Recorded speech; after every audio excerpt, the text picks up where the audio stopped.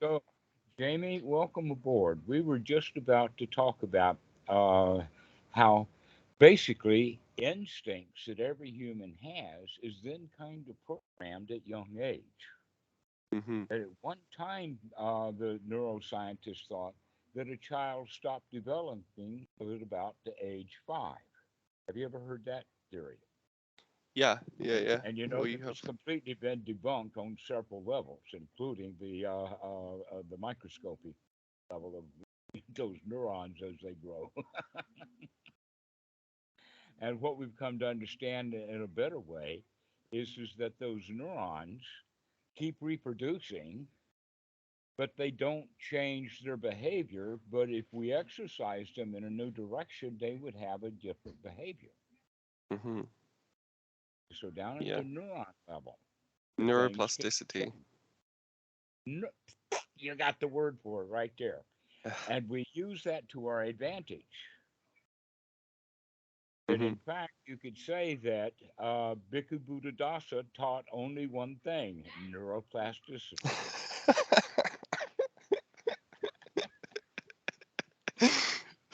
because he talked about it in the sense of change, which is actually built into the teaching of the Buddha, because the Buddha only taught one thing: dukkha, dukkha-nirodha. And right there is that neuroplasticity. Come out of your dukkha into dukkha-nirodha. Hmm. Hmm. Exercise it, get it going, move it up, get your mojo going, Yeah, change yeah, your yeah. attitude. Change the patterns. Hmm? And so that's really what the teaching of the Buddha is all about. But we have to do that repetitive, over, over, over, over. Those baby neurons are really, really stuck in doing it the way they were told to do it through DNA. So we have to exercise them, pump them up, get them going, change our attitude. Another way that I speak about it is that every human being is born very soon develops an attitude. In fact, it may be prenatal.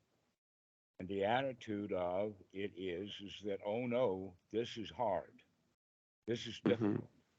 We start out all as victims. We can't feed ourselves, can't change our diapers, we can't walk, we don't know the language, all of that stuff. We already start out as a victim.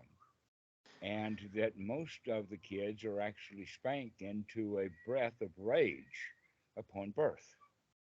That's the way I was raised. I remember it really well. I was sitting in Like, my hot tub there, all dark and cozy and everything. And the next thing you know, the bottom dropped out, the light shone, and then Doctor Young held me up by his hands, by my heels and my feet, and beat my ass. Well, I let out a yell so loud that I actually didn't stop yelling until I was about 35.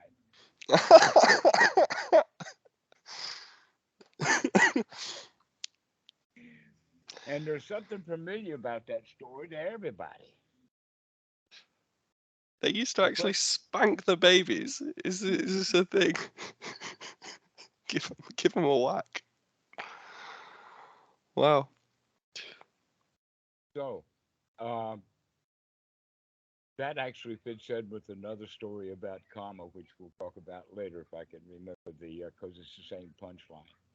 That is that you're going to be after you're dead. Your karma is so strong that it's going to dig you up out of the ground 300 years from now just to beat your ass. Guess what? The next thing happens, you let out a yell so loud that you don't stop until you're 35.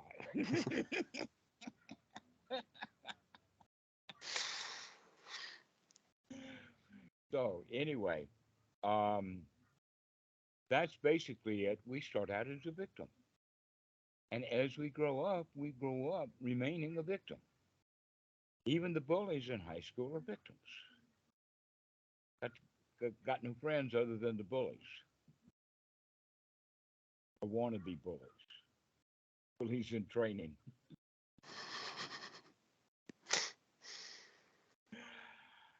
And so they all join the police when they get old enough. Mm. You slip here.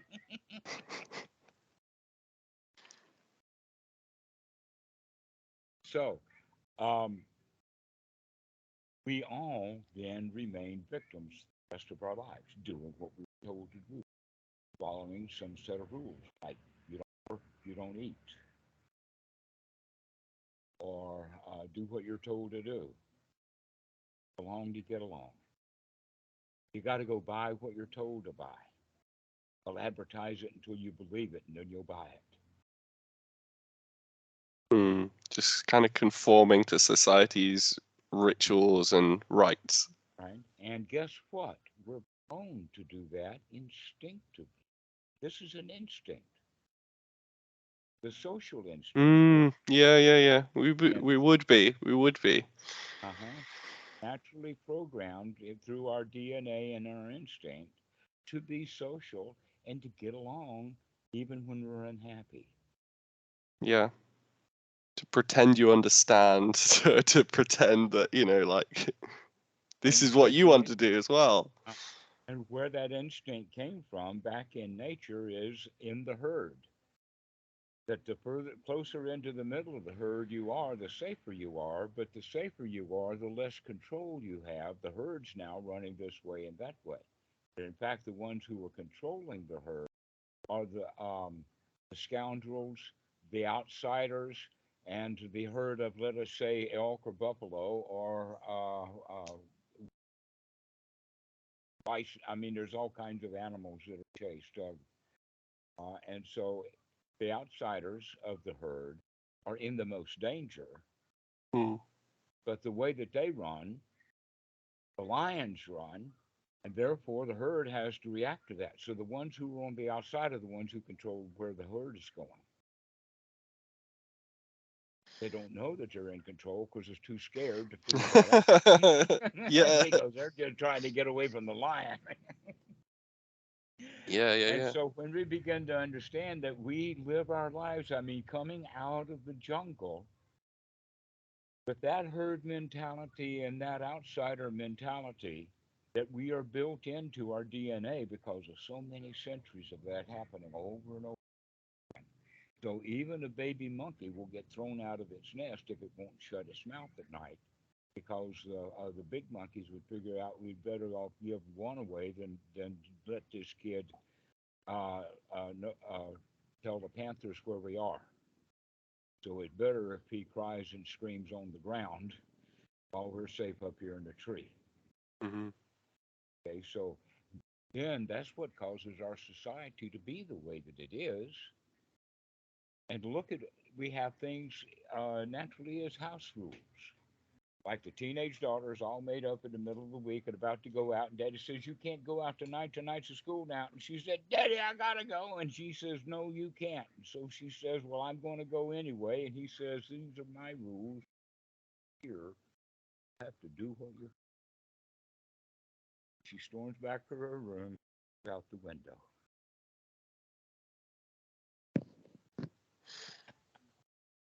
She rebels against the rules, Hmm. and then she has hell to pay the next day. Even if it's the guilt, even though she didn't get caught, she still feels bad. Mm. Okay, and so Yeah. this is the whole quality of the rebel is the one who is rebelling against the rules. In our case, as adults, we're the ones who made our own rules that we're rebelling against. Yeah, yeah. I've got to do this work. I've got to do those chores, but I don't want to do them right now. I'm gonna sit here and I'm gonna watch this video and I'm gonna feel really bad about it. Uh huh. Exactly so. That's a really excellent example right there. You're beginning to catch on that this is in fact why we're often called either the monkey mind, or a better way of saying it is that we're a crowd inside having an argument. Hmm. And all we have to do is figure out that we're having that argument and put a stop to it. Otherwise, dialogue's great. Let's be friends instead. But when the friendship turns into a slap, that's when we got to wake up to recognize no, we got to keep these two kids, the parent and the child, in harmony. Now, Eric Berne talked about this in the sense of the distinction between the critical parent and the nurturing parent.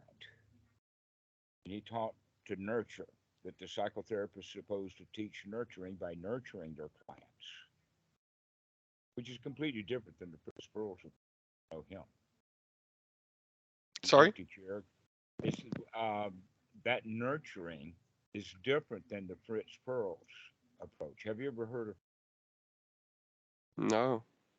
He's one of those old psychologists from the 70s that did have some kind of connection to Freud, not sure what. And he was the one that had the hallmark was the empty chair for his client, and he would have two chairs, and the third chair would be Oh, empty, and yeah. place your face on it. Mm-hmm. And he saw everything as top dog, underdog. Top dog, underdog. And so the whole society was built that way. And in fact, in psychotherapy, it wound up people using that third chair to tell mama off or to take a pillow and beat it. That was gave rise to encounter groups and encounter therapy. And there was a whole industry about batons and boxing gloves and big helmets and all of that stuff for psychotherapy. And what was happening was is that the guys would get angry and let it out at psychotherapy, and go home and for the first time beat his wife. So it figured out that letting it go, letting it out, was not exactly the right way to do it, and that whole industry died out now. Mm. And Eric Berne actually had the quality of "I'm okay, you're okay," or the OK Corral. That was a bestseller back in the 70s. The OK Corral. Isn't that Uh-huh. like an old TV show or something? Absolutely. And the fact is that the corral is only one box, to where the Eric Burns OK is four boxes together, kind of like a window with a pane in it, or two panes, top and bottom. And there's many different ways of looking at that. And in this case, I'm okay, you're okay. Or I'm okay and you're not okay. I'm There's a okay lot and of you're not people out okay. there who's not okay. Uh-huh. And the other side of it is, oh, I'm not okay and you're not okay. Let's fight. Or I'm not okay and you're okay, which means that if you feel Give me okay and some I'm of not that. okay, then you fit in really well together as doctor and client, doctor and patient. Hmm. I'm not okay, you're okay, and the other guy has, yeah, I am okay, and you're a piece of shit, and I'm going to make some money off of it.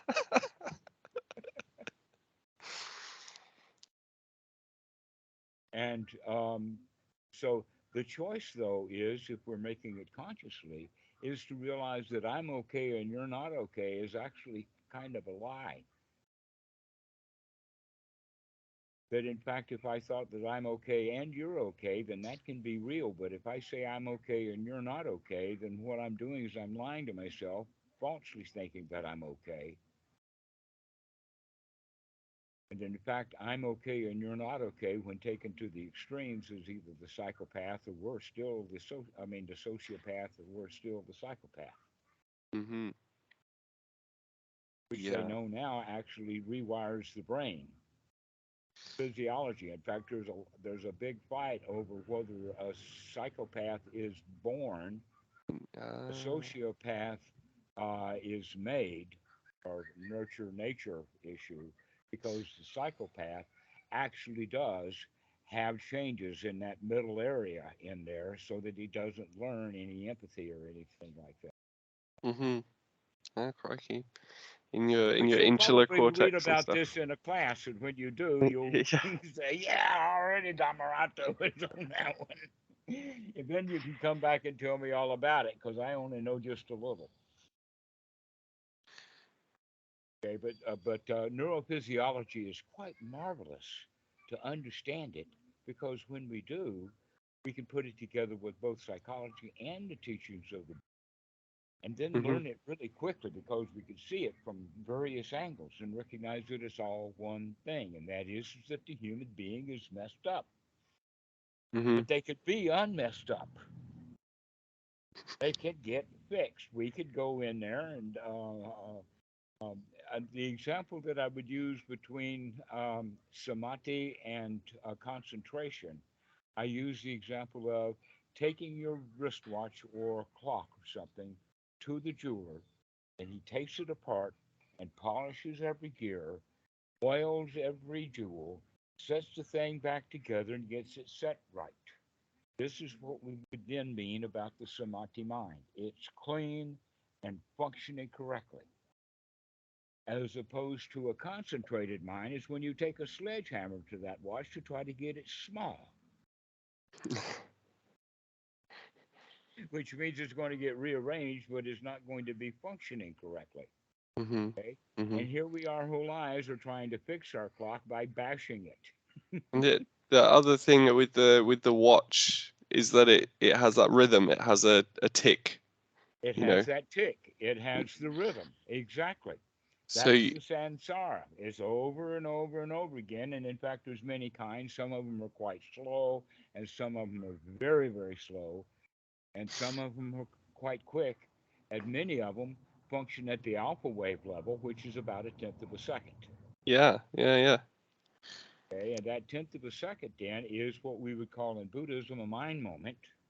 And Mhm. your reaction time then can be measured in the sense they've got measurement systems like they can turn the screen red. You get your finger on the mouse, and then they'll turn it green. How soon after the screen turns from red to green is called your reaction time. And you could measure that over a period of time and get an average of what your reaction times are. Yeah, yeah. And then they rate it like this: 350 milliseconds, ordinary people. Under 200, or no, let's go 350. Then down to 175 is people who are pretty sharp. Down to 200 is black belt karate. That's their style or what they're using. And then 180 is what they would register for an Olympic champion, is the example that they. Okay, so Mhm. many different people can do various things. I would say that race car drivers, especially Formula One racers, or when you're on a motorcycle going around like that, you got to really be sharp. You're going to be dead. Yeah, yeah. Well, I mean, I think that I've read an interesting book called Conscious. What was it? Consciousness in the Brain by a neuroscientist called Stanislaus Dehaene, and he's talking all about how consciousness takes time. Like one of the thing is you get information coming up through your sensory pathways, right?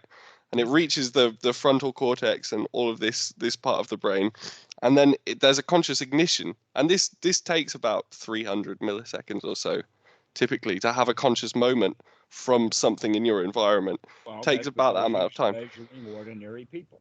Yeah, but if you're That can training, be right? trained. If you're training to be like a Formula One driver, you're gonna make these decisions on a more pre-conscious level eventually, because you've driven around this track so many times, you've been overtaken and such. That's the problem. Every Formula race has a different track. Hmm. And the whole idea about it is that you've got to walk around that track to know every nut, bolt, grease position, loose asphalt, and all of that kind of stuff, so that you can judge what's going to happen to that racetrack when you beat the hell out of it with tires. Sometimes with the okay, so that's one of the things that, and so you really have to be sharp and in the moment, which Hmm. is how we all should be driving our own cars. That in fact, on those Formula One racers, if you're not watching what's going on, you're dead. Okay, little say it like this: you're there driving down the tooling down at about 200 clicks, maybe more, and the little old lady walks right out in front of you. If you have the rule, little old lady shouldn't be on the racetrack, you just killed her.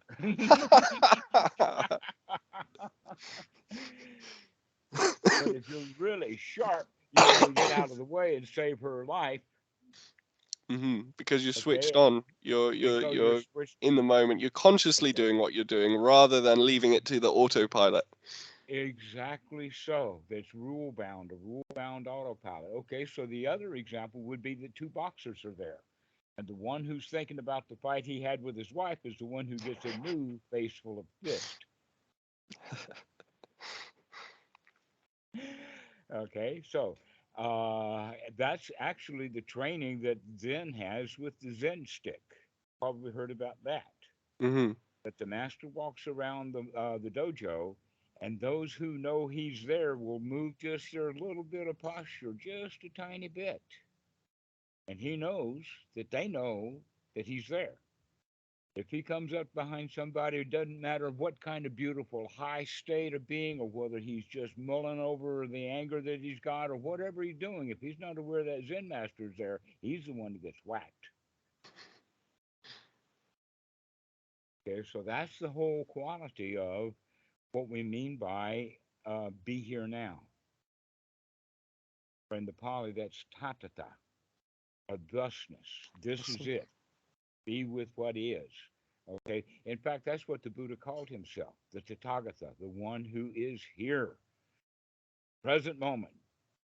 Mm. Mm. Yeah, yeah. The thus gone one is Yes. how I've seen it translated. But what's the thus? Is the thus This is you it. you tend This to is think of, yeah, you tend to think of like the thus as like somewhere special beyond like some sort of rarefied plane of no existence that thus. he's gone to. No, it's here. This is it. This And this is right. Okay. Um, right here. Okay. And in that regard, that means that our senses are open and taking in information in the here now, presently. So we're down into that level from being 350 milliseconds or worse, hmm down into really paying attention to what's going on.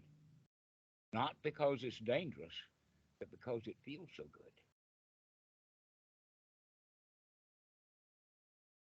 But normally we use our alertness and awareness because of danger. Yeah, yeah, yeah. You get that threat system activated, and you start calculating. You're like, oh, I think that's usually what happens when you get afraid, is you start going down a tree which has branching possibilities, and you say, oh well, if I say this to them, they might be angry, and if they're angry, they might go and tell somebody else, and then you're no longer in the present moment because you've been sucked into this calculation. Precisely so. And so becoming aware that we get sucked in often, go up a whole lot of trees, we don't need to because we're already safe. Most of the reason why we feel unsafe is because the argument or the danger or the terror is inside one's mind between the parent and the child. That the parent's ordering the child around and the child gets freaked out. Either and generally, I would say that that happens quite a lot when the child gets an order that he knows that he cannot and will not do. hmm So now we're in danger of being punished by our own mind. hmm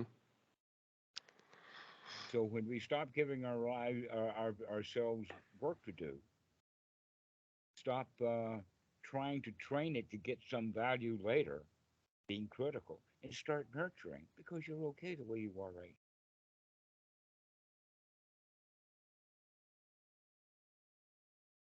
Start having all of those unwholesome thoughts and start having some wholesome, nourishing thoughts. Everything's okay right now. Everything's get a load of that. The air is sweet. Wake up and smell the sweetness of the air, hint of salt. hmm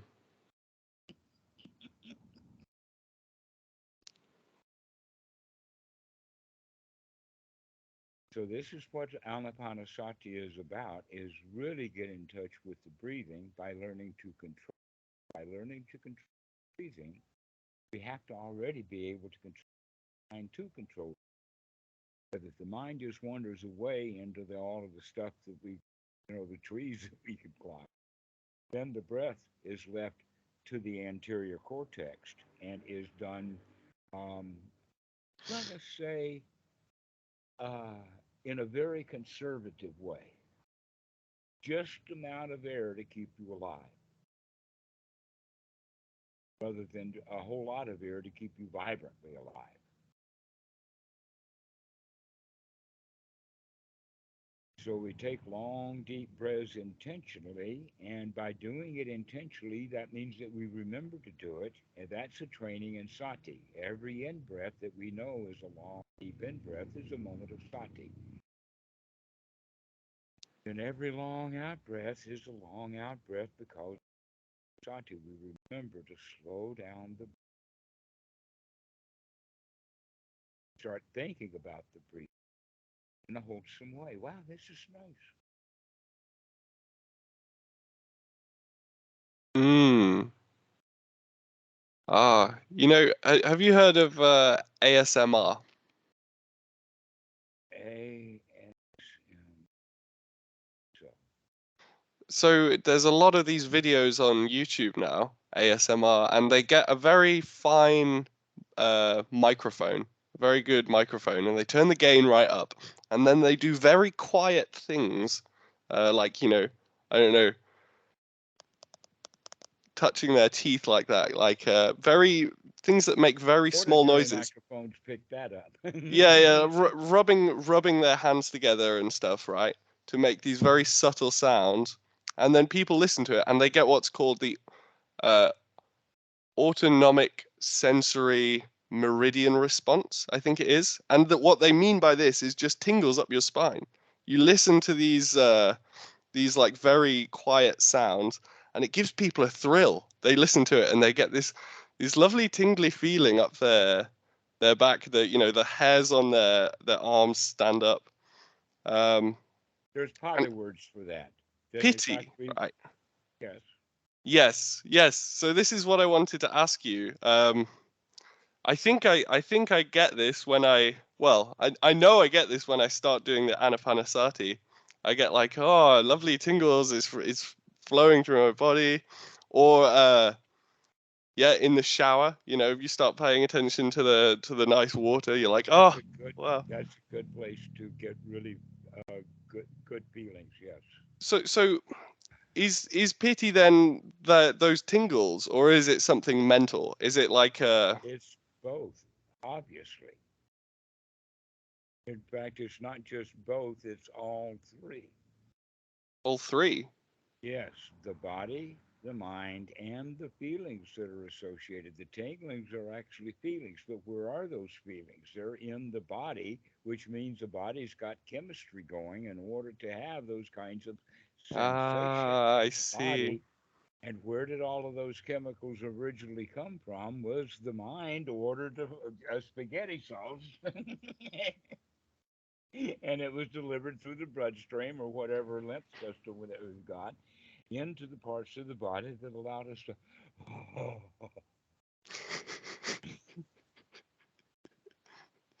It feels that good. Okay, it's a way of the body talking about how good can you feel. Okay? Let me give you many examples about that, but I'll use a couple. Okay, the football star of the nation is in the biggest game of the year. It may be for the Rose Bowl, or and there he is running down the field with the ball, and he makes a touchdown. What's the first thing he does after he gets over the goal? He's still holding the ball. What does he do with it? Just gave it away. What does he do with his hands? What happens the first thing he has after he makes that touchdown? Yeah. Okay, is that not physical? Does Yes. he not have those kind of sensations of joy and success and winning that throw his hands in the air? That's why Mm-hmm. it's so obvious. We've been doing that for hundreds of centuries. That's what Mm. puppets do when they win. They throw their arms in the air. Yeah, yeah, or a dog wags its tail. Uh The dog huh. is like, woo hoo Exactly. hoo, starts spinning around Exactly in a so. circle. Exactly so. So it's all mental, feeling, and body, all wrapped up in a chemical package. Mm-hmm. And it's our job to begin to look at that stuff happening. Start watching, start paying attention what the mind is doing, body is doing, our feeling. And in fact, by watching closely, we actually cannot help but start to control it. Knowing it Mm, and controlling it in a way are very deeply related. If you don't know anything about anything, you can't do anything about it. When you know it, tension. Mm, now that knowledge is power. Okay. So once we start noticing the body and start changing the breathing and start watching the body, one of the things that happen is we begin to see where the tensions are, where our discomforts are in the body. If there's any agitation or worry, it's going to be stored in the body. But in a way, you could also say that's adrenaline or cortisol. Both come out of the adrenaline gland. mm-hmm. Adrenaline gland does what it does with, let us say, the junks and the poison that it gets from just next door, kidneys and the liver. And it gets orders to do that stuff and pump all of that crap back into the bloodstream after it's just been filtered. And that information is coming from the pineal and the pituitary glands. It generally come originally from the amygdala, which, if you know about the human skull, you can recognize that the amygdala is actually located in the brain, the closest place that the brain has to the back of the throat. Where the throat goes back and then curves down, that curve place is just curving so that the amygdala will sit right on top of it. Mm, So, one of the ways of calming ourselves is by breathing slowly and breathing strongly enough that it creates that rhythm so that the whole amygdala system gets the feeling of everything's okay, peaceful and quiet, in and out. Isn't this nice? As opposed to getting all agitated because of short, jerky breaths that happen subconsciously. So all of the body, the brain, and all of this chemistry kind of works together, but it does so in normal situations to our disadvantage. But when we know all about it, we can turn it to our advantage.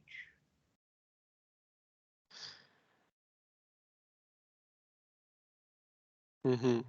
But the Buddha didn't know too much about neurophysiology. He did it strictly just, like, in fact, the same thing that happened with Sigmund Freud is what they call armchair observation. Mm-hmm. Just sitting there and looking at, in Freud's case, analyzing people, watching what they were doing, studying them over and over again. He would have been better off if he had done that to his own mind like the Buddha did. Mm-hmm. Yeah. Yeah. So this is what we've got to do. This is what actually the Eightfold Noble Path of the Buddha is really all about. And that from dukkha-nirodha is the path means that we got to wake up, look at what we're doing, take the effort to make a change, which is in this case to slow the breath down. Wake up, see what's going on, make a change. Like throw that thought out. It's not particularly valuable. Let me play with the breath instead. Let me have some wholesome thoughts about the present moment rather than thinking about ratting on Aunt Jane.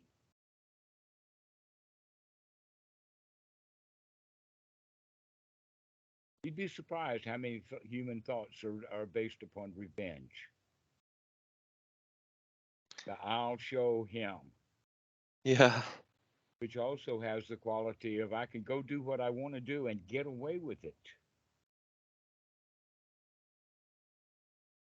In fact, you could say that that is so common in humans that I can get away with it, that the whole quality of religion and authoritarianism and everything like that is the other side of the coin. Oh, no, you can't.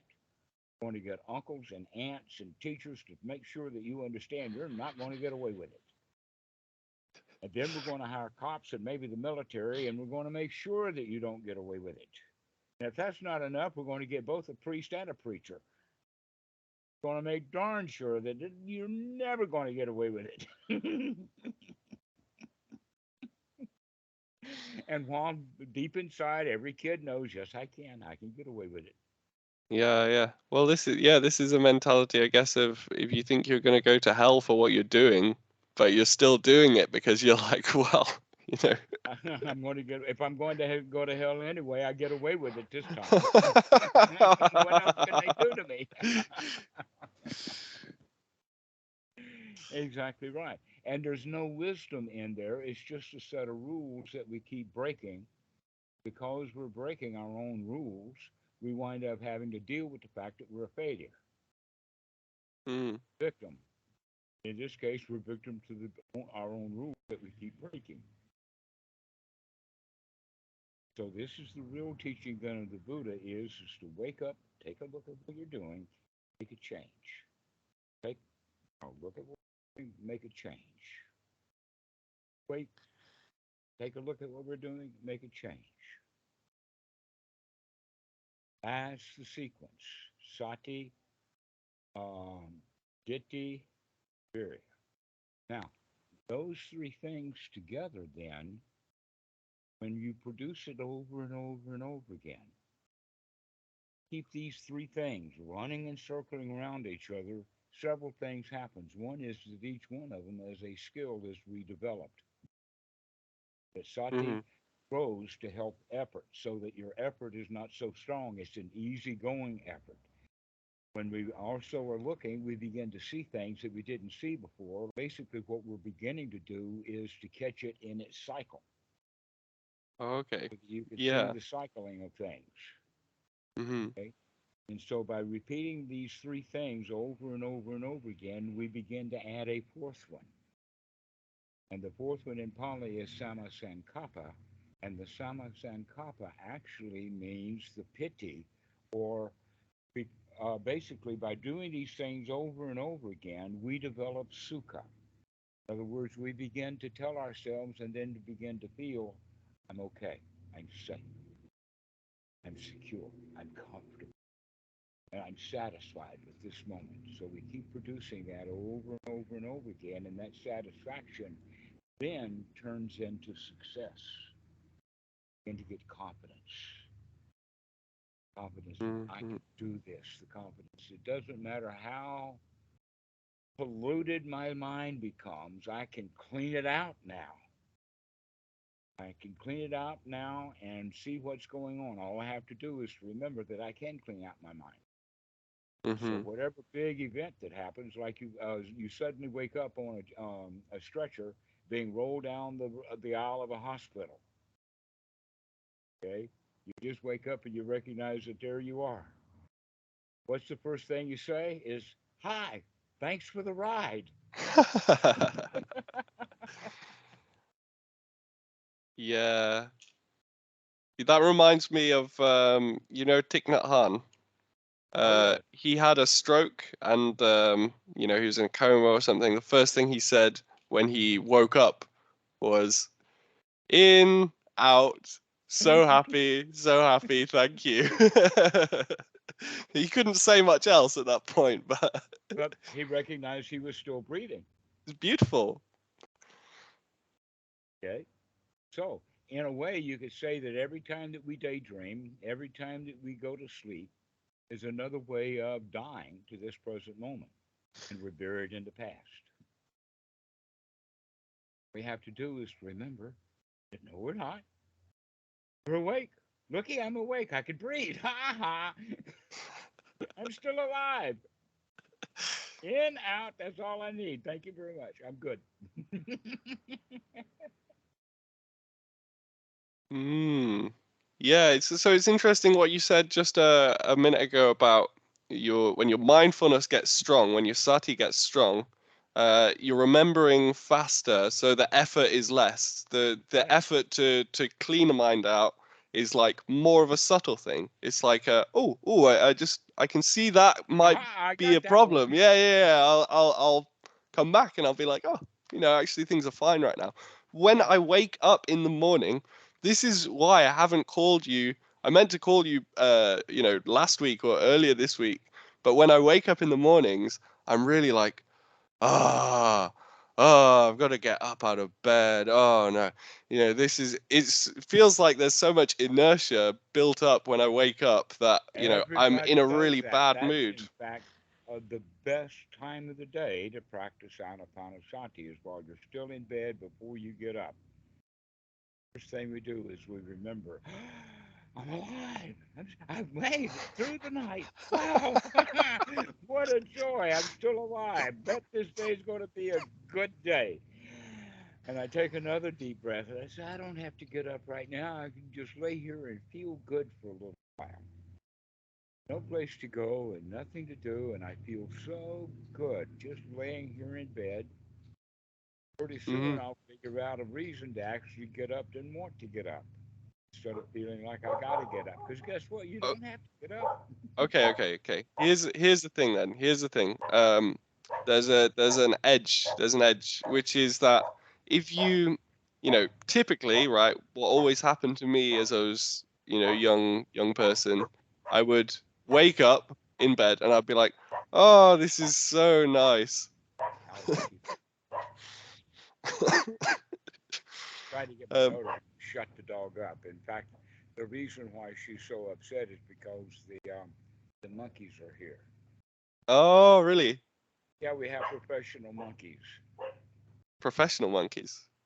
Professional monkeys. What do? They climb the coconut trees and dislodge the coconuts. Oh, wow. Oh, nice. That's handy.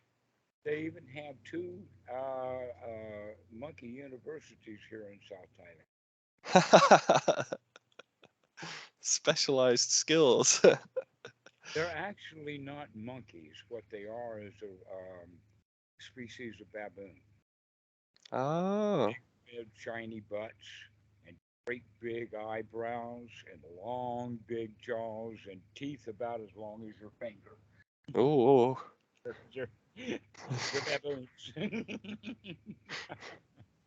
But in Thai language, the word for baboon and ling are just, it's the same word.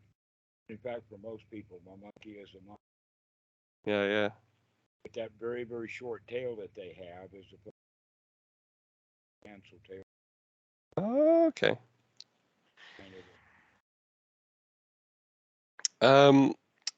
Right. So where was I? I was gonna say. Yeah. When I would used to wake up, I used to wake up in the morning, and I would be like, oh, this is so nice. I'm so comfortable. That was a really nice dream I was just having. What was that dream? And then I'd just fall back asleep. And then, I'd wake up, I'd be late for school, I'd be late for my lecture or whatever in university. Well, in And this so, case, we're not going to go back to sleep. We're actually going to start waking up and continue to wake up until you're literally floating out of bed. okay. Yeah, I mean, Don't so go this is back into the also a dreams. thing. Come here and be now. Be here now. This blanket, this breath, this movement.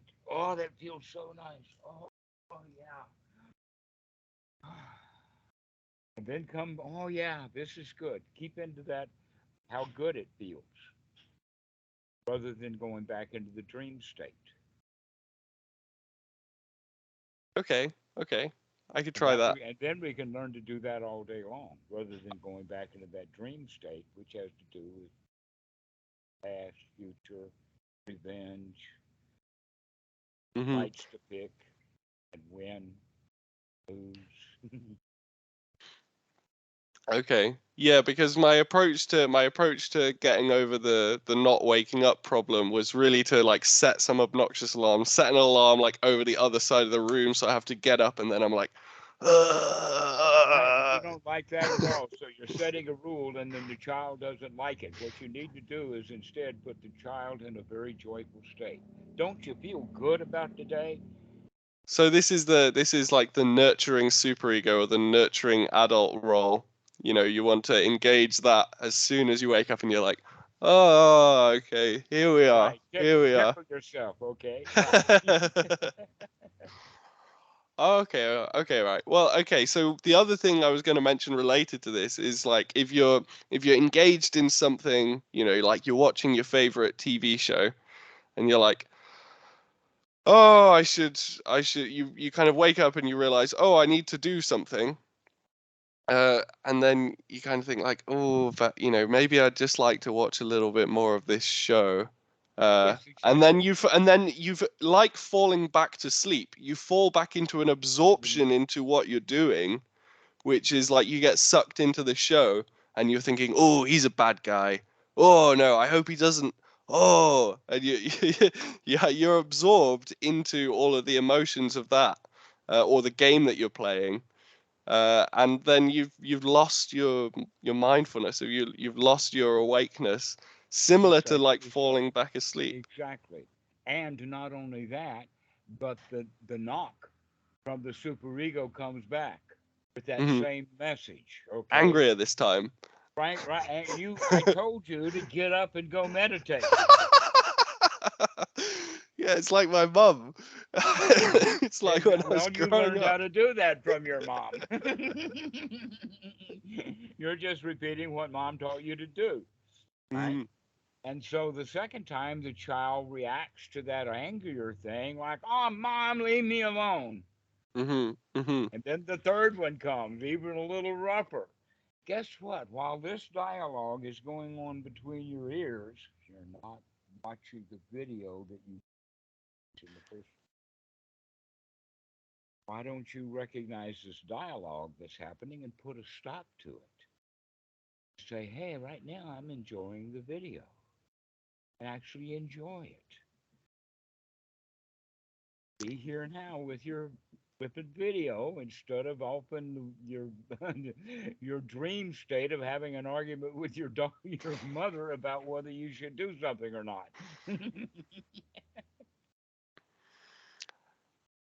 I That's a guess what really I'm what good one. what I'm That uh, what I'm kind of like questioning is where if you're enjoying a video, but at it's that point easy you to get weren't sucked in. enjoying the video. If you're enjoying your dream before you woke up, if it was like, you're on an island, it's just beautiful, there's nothing to do there, but you're just wandering around looking at all this crazy architecture, Okay. then well, there's what's wrong with that? That seems Yes, perfectly wholesome and exactly. enjoyable, But but you you were will told be not to asleep do it when again. you were a child and you still have a rule. So my question right now, honestly, what would go wrong? Why don't you just set the alarm so it goes off earlier so that you give yourself a couple of hours to do that again? Why is it a no-no? It's because you were told that it was a no-no and now you're repeating a rule, It's making because yourself miserable with it. It's because once you give in to, falling asleep that one time, it's gonna happen again. You'll wake up again and you'll think, "Oh, I don't actually I was still having a really nice time. I still want to go back to sleep." And this happened again and again and again to me, to where it would be, it's Until now you 10:30, it's finally got 11 o'clock. enough, until you finally got enough sleep. And then you wake up and you want to wake up. You're bored. You're tired of being in bed now. Got to go do something. Will be the next part of the cycle. So, yes, the Buddha was very much into wakefulness, but there's another quality to that, and that is that most of the people in the West don't get enough sleep. They are constantly tired, and so when they wake up tired because they don't even know how to sleep correctly. So, at least thing you can do is at least get your mind back into good shape when you wake up in the morning. And if you go back to sleep, that's only a sign that you didn't get enough sleep. And probably as a teenager, when they almost beat you half to death to get you out of bed, it was because you were probably up too late the night before. Okay, so let's give all of this a rest. That's the whole point. Give it a rest. And if you go to sleep and dream, that's okay because you will wake up. And when you do wake up, let's do something valuable with it. rather than fussing at yourself for going to sleep again. In other words, be here now. Go back to sleep, back to sleep right now. That's what you did, okay? Give yourself a break. Nurture yourself. It's okay that you sleep late. Give yourself full permission to sleep late. And guess what? You'll probably, instead of resisting, oh, mom, leave me alone, you'll say, oh, well, I've had enough now.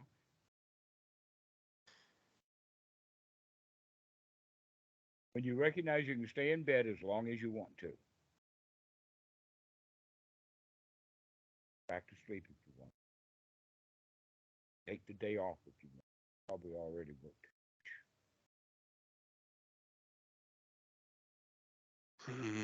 Take tomorrow off too. The thing is, right, is easy. It's very easy for me to be lazy and to seclude myself in, I know, like and my dad pleasant gave me hell dreams and for it. I stuff. don't know who. That's really the most amazing thing about the teaching of the Buddha is that if we understand it correctly, and almost every kid does, but we don't. We're trained in our society to do what we're told to do rather than to enjoy our life. And I'm giving you permission right here, right now. If you want to go back to sleep in the morning, go back to sleep and enjoy yourself and stop hassling yourself. See what happens then, because you probably won't sleep that much. In fact, you probably lay in bed with the argument about should you get up or not, and then you're grumpy when you're getting up. You've had an argument with whether you should get up or I want to lay here. Yeah. Okay, so why don't you have the little conversation about, wow, how nice it is to take another 5 minutes. I just breathe so deep, it feels so good. But I can get up now. I'm ready to go. Mhm. I have a reason to get up and go. Mhm. Yeah, it's really funny, when I first left home and I went to university. I brought that dialogue between me and my mum as a teenager, as a kid. I took it with me. And I kept doing it. We all do. It's built into our genes to do that because we're all terrified of getting thrown out of the nest. We don't think that we can make it on our own. And we couldn't when we were kids. That's why they nurtured us. When you were able to take care of yourself, that's when they started abusing you, all the way from high school to college. Do what you're told to do. Get to college and said, wait a minute.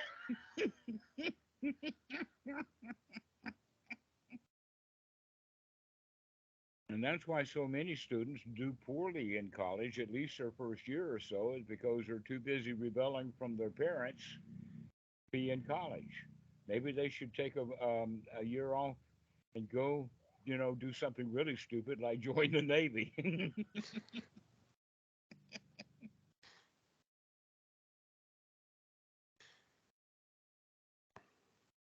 But that's the whole idea is that we do pick up all of this stuff. And most of us, even when we learn about id, superego, and ego, and parent, adult, and child out of a book and whatnot like that, we really don't quite understand it until we start recognizing, oh, Freud and Berne were talking about what I'm doing. And if I sit and watch, I can hear that dialogue, put an end to it.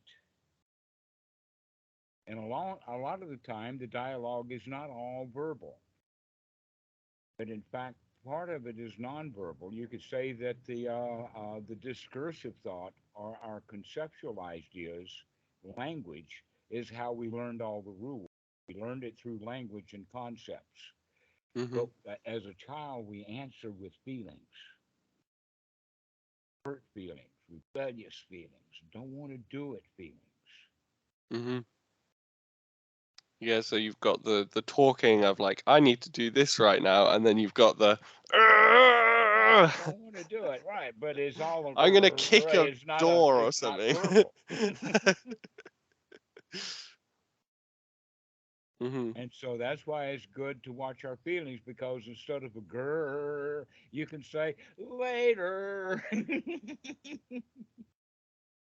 And then when angry mom comes in and gives you another water, and because you're wise, you can see that and you say, "Hey, mom, I told you I'd do it later." Right now, I'm going to sit here and take a deep breath and enjoy the hell out of this very moment. We begin to feel better, begin to ignore the rules. This is Okay, your I'm life. gonna Take control of it. You're the I'm lion gonna here.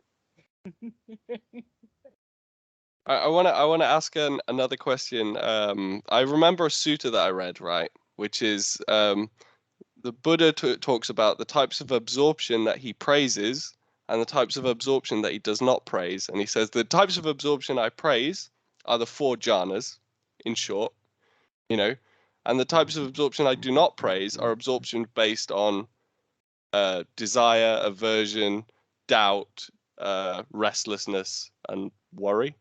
The five hindrances, right? Right.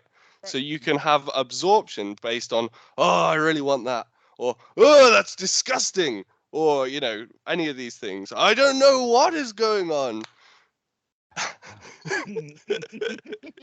Yeah, yeah, you Okay. got that. Like, so the problem, right?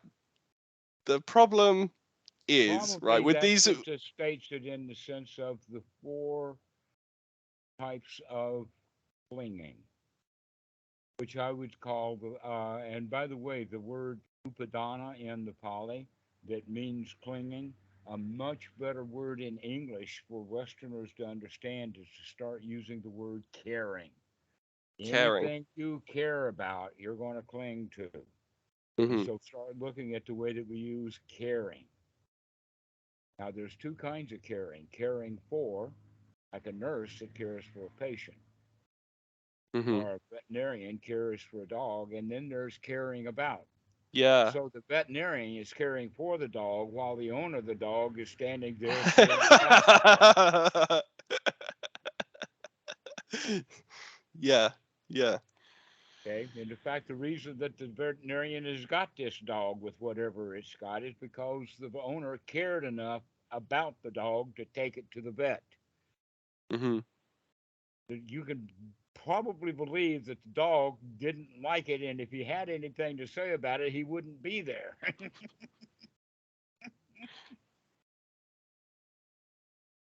Because he's got a different caring for. And he doesn't care for being examined. Okay, so that's the caring is the upadana, or the modes of clinging. Hmm. But those modes of clinging are almost always based upon instinct. One of the four modes of clinging is the self-preservation instinct, or caring about your existence, your survival, and any magical thing you can think of that threatens your existence and your survival, like the bully coming down the hall, or the C minus on the test. We think, and we mistakenly think, that our whole life is in danger. And no, it's just a letter C on a piece of paper. That's all it is. Don't care about it. So, if we then recognize that we create most of our fears because of some rule, or oh, you're not supposed to have a C minus.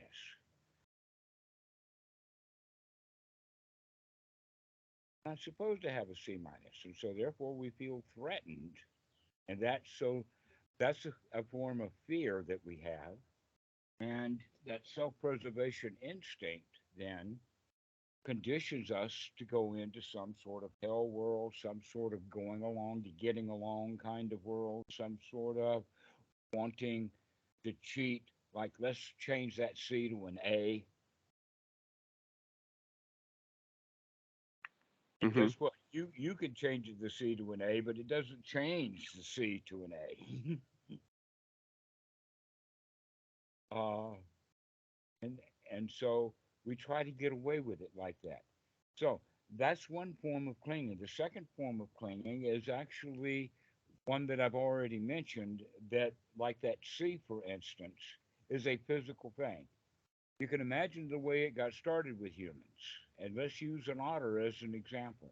What does the otter do with the stone that he uses to crack open the shell of the oyster? It throws it away. Okay, what does the man do when he's opening a piece of bone to get the marrow out? And this particular rock is quite sharp and it does a good job. What is he I, going to do with that stone? I guess he puts it in his pocket and keeps it. Does he have a pocket? Maybe not. Okay, so maybe he needs a pocket, and so he gets a pocket to put his stone in, or maybe he can wrap with some twine or something, a stick on it, and make an axe. And now he feels safe and secure. He's got a weapon. Every human being that I know of has that weapon with them. It's called a cell phone. Yeah. It's a little bit more sophisticated than a sharp rock with a stick, but it's the same mentality and it's the same instinct.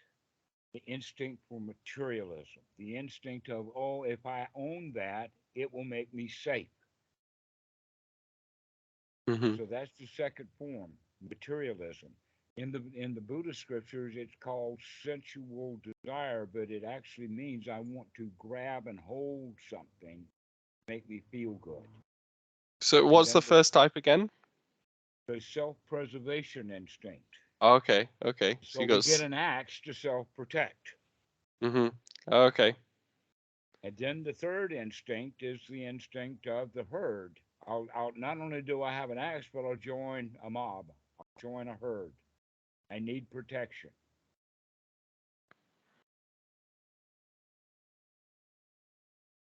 That starts in infancy when we've got a family. You need the family. So then that mob becomes your family. It's there for protection. But you got to follow the rules. Break the rules, beat the hell out of you. So you got to follow the rules. And then there is the fourth instinct. That's the territorial instinct that the mob owns this block, and those blocks over there are owned by other mobs. Can't go over there. It's dangerous. Those people dress differently than we do. We wear turbans. They don't wear turbans. They've got to be bad people. We shave. They don't shave. They've got to be bad people. Okay. So basically, the Buddha then talks about the nesting instinct is silabhata paramasa, that we cling to the rules of the nest. Oh. And the fourth one is that we cling to views. The view is that I know this and I don't know that. So if I don't know that, it's got to be dangerous. Mm-hmm. So you could cling to something like, oh, the world is made of atoms, or the world is created by God, or something like that. Precisely. Okay. And that some people can just, I don't care. And they've got no problem. And others want to get into fight with the guy who They thinks that it's got gods in it. And yeah, the they guy who literally thinks it's don't got care. gods, he's ready to fight. Hmm. Hmm. So we get attached to our territory, but our territory is a mental territory. So these are the different things you could care about, and where you're caring about them, you're getting sucked in, and you're getting trapped in a way. Exactly. So these are the four modes of clinging giving rise to the four states of being a dumb animal, doing what you were told to do, being the preta, wanting something you can't have, being in hell, being angry and dissatisfied, or the asuras, which are basically heavenly armies that are all dressed for battle, but no battle to go to. Why? Because any battle that they go to is the one they want to go to, and they don't want to go to battle because they're afraid. All the other gods are bigger gods. This is like the Titans in Greek. Yeah, yeah. The heavenly warriors that are all dressed for battle and no place to go. Like sort of like the kid who's on stage at the first play that he's in. He's only got one line, and the one line is "I'm a tree," and he's dressed as a tree. And he walks out on the stage and he sees mommy and daddy and aunts and uncles and all of those people and maybe a bunch of kids laughing at him and forgets his own one line, I am a tree. That's the Ashura right there. We forget. We get lost in our fear. Can't think straight. And so these are the four modes of clinging. All of them are immediately not leading to eventually dukkha. That's dukkha. Being stuck in one of these four modes of clinging, the way that we care about things, is why we suffer, or why we are so disapproving, is because we care about the things we don't get. So when we stop caring, intentionally look at the things you care about and stop caring about it. So if the mama in the mind says it's time to get up, care about that. I don't care, Mom. I'll get up when I damn well please. And guess what? Now that I'm so pleased by telling you off, I'm ready to get up now.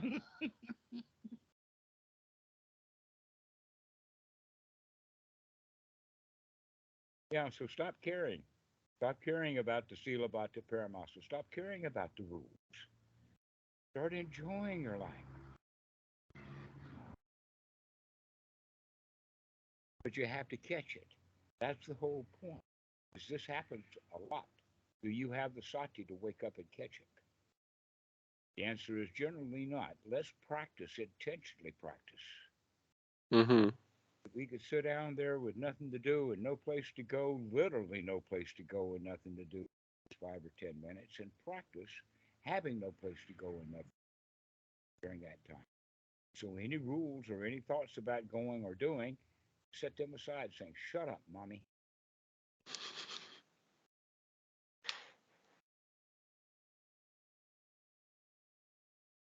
And so this is actually a fairly interesting introduction to Anapanasati, teaching of the Buddha, especially with the four aspects of the Eightfold Noble Path: to wake up, to take a look at what you're doing. Mommy, I see you. And the language of the Buddha is, aha, I see you, Mara.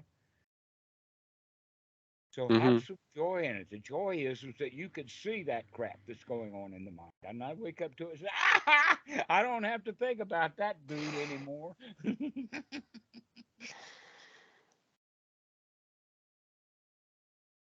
I don't Yeah, have to take my revenge on him. Let him go. I think that's what's missing when I try to do this. A lot of the time in the day I can do this, right? But when it's in the morning and I'm in bed and there's all these like feelings knocking around and I look at them and the first thing I feel is like, oh fucking hell, there's so much like So look at that there's so fucking much hell. There's so resistance. much. And say, right now, there's not so much. Yeah, Let us say so that right now we don't have to fuck with hell.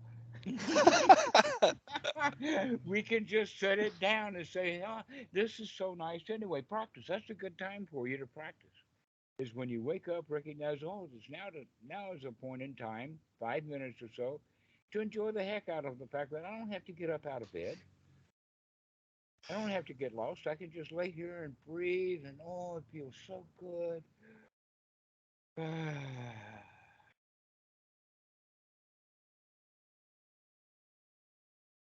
yeah, Then you'll so think, there's a oh, the cell phone. I got to go check on what NBC is doing. And then you can say, never mind. Never mind. I'm just going to enjoy. I don't need the cell phone right now.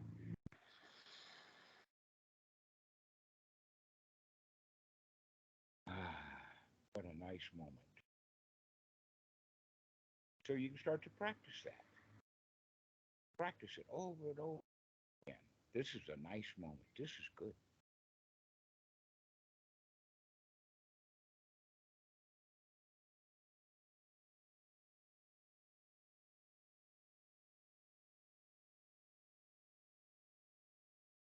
So, Jamie, let's finish now. Go enjoy yourself for a while. Then call me in a couple of days. All right? okay. So just sit here and just, oh, this feels so. When you do that several times, you'll fall right into first jhana. There's nothing to it Mhm. until you want it. got a concept. Oh, I gotta have first jhana. Sorry, you didn't read it on. You got to get really satisfied, and when you get really satisfied, this is good. Oh, this is so. This must be jhana. This is so good.